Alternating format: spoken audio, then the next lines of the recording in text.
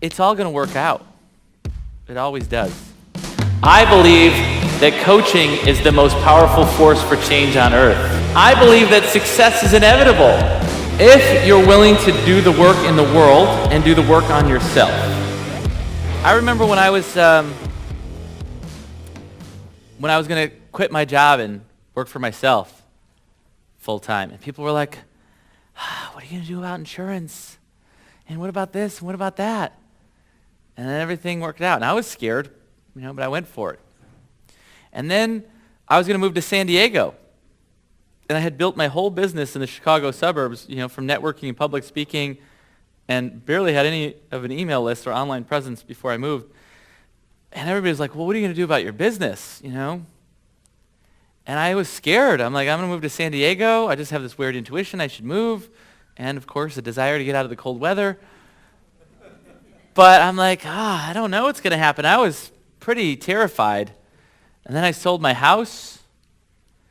And then I moved, and boom, boom, boom, things just aligned up. Where I was going to live. Just everything just click, click, click, just fell into place.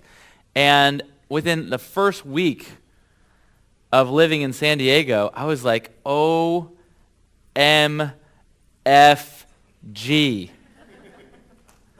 Oh my fucking God, this is great. I get to live in paradise every day. What was I so worried about? And I thought for sure I was going to start growing my business the same way and go to networking events and public speaking here in San Diego. And I went to one or two networking events, and it just felt like, that's just not the way for me to do it from this, anymore. That now I need to do it a different way. And I started growing my business online, started getting clients online.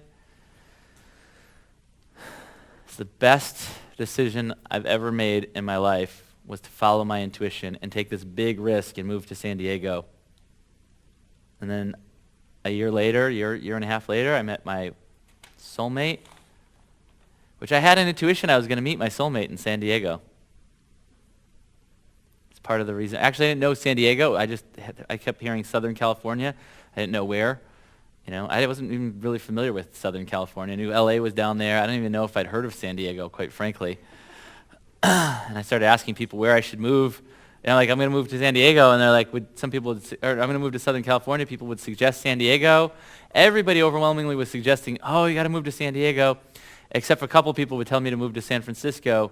And I was like, Chicago's here, and San Francisco is pretty much right there. I'm like, I'm not going there. And I'm so glad I didn't. I hadn't ever visited San Francisco or San Diego. Actually, I think I may have gone to both when I was 4 years old. But so I've then since gone to San Francisco, and I went in June or July, and I was like, I'm going to go check out the Fisherman's Wharf or Pier or whatever that area is. And I get out of my car and I start going a couple steps, and I'm wearing jeans in June or July and a t-shirt or something. I take a few steps and I'm like, holy crap, it's freezing. I had to go back to my car and get my jacket in June or July in San Francisco. I'm like, what is wrong with this place? And, I know a lot of people love the Bay Area, and I am not one of them. So, yeah. I'm sure there's other parts that are nicer and whatnot, but I'm really happy here. So, I get that, you want to try to, you want to know, you want to be assured, you want to know, if I just knew everything was going to be okay before I made the big jump, then I could make it, but it doesn't work that way. That's not how the jump works. And when you jump, your parachute may not open right away. But if you don't jump, your parachute is never going to open. And that's worse by far.